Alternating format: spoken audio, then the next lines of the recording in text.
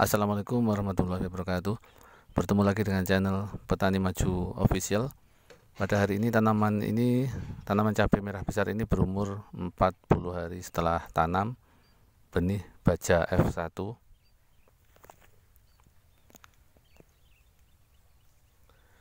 Di umur ke 40 ini sudah ada sekitar 10-11 ruas per pohon.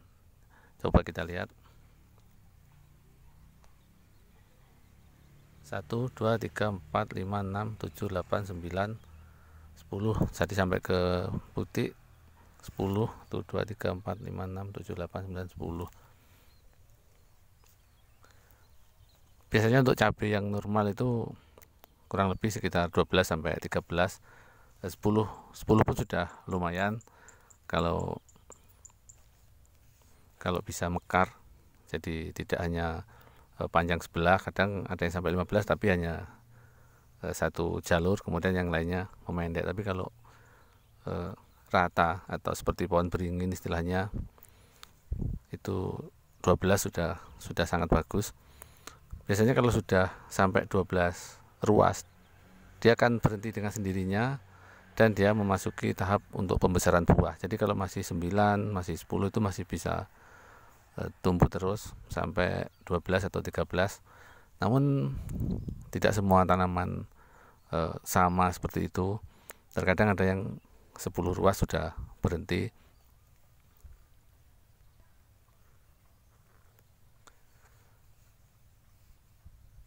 Sekilas tanaman tampak segar, hijau, bersih. Ternyata ada hama ulat yang mulai menyerang seperti ini.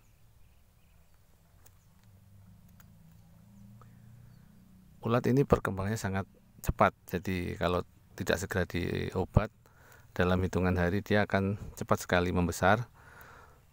Mula-mula dia menyerang daun atau memakan daun, namun lama-lama dia juga akan menyerang buah, jadi akan merusak buah. Maka secepatnya harus dilakukan penyemprotan. Ini rencananya nanti sore akan saya lakukan penyemprotan untuk mengatasi hama ulat. Bagi Anda yang baru saja menemukan channel ini yang belum subscribe, silahkan subscribe dulu, karena dengan subscribe Anda akan mendapatkan banyak informasi seputar budidaya tanaman cabai, melon, semangka, dan lain-lain.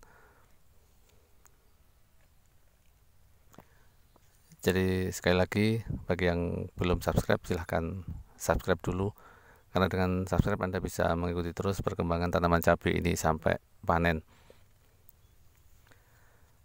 Ketika pohon cabai sudah seperti ini daun di bagian bawah ini sebaiknya dibersihkan, jadi lebih cepat lebih baik.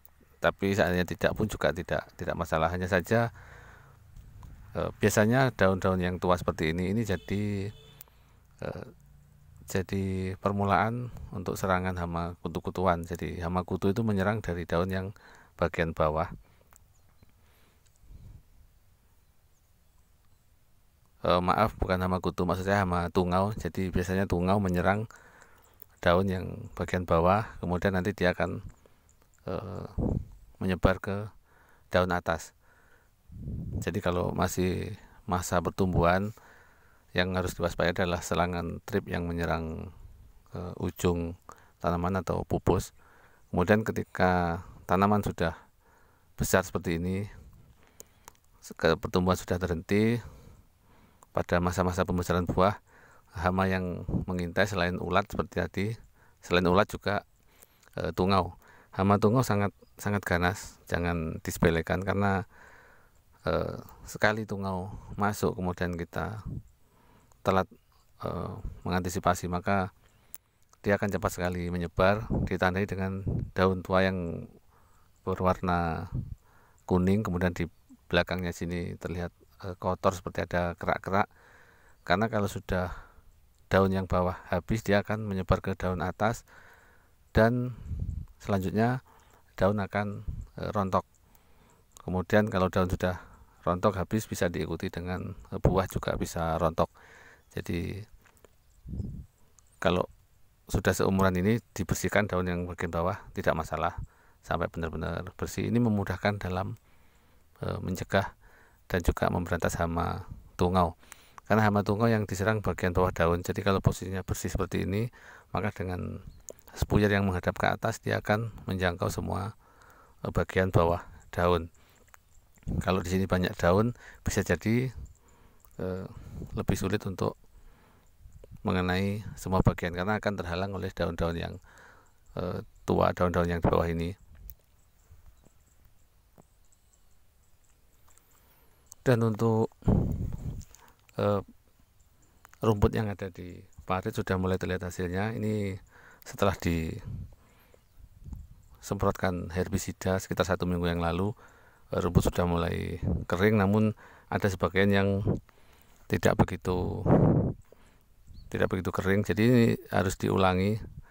Terkadang kalau hanya sekali penyemprotan ada yang benar-benar mati, ada yang belum, kadang ada yang terlewatkan, jadi harus diulangi 2 kali. Kalau 2 kali akan benar-benar kering, benar-benar bersih.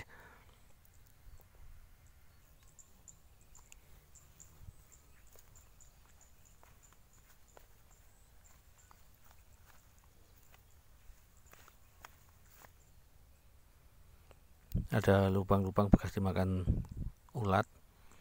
Ini seperti ini, ada lagi ulatnya.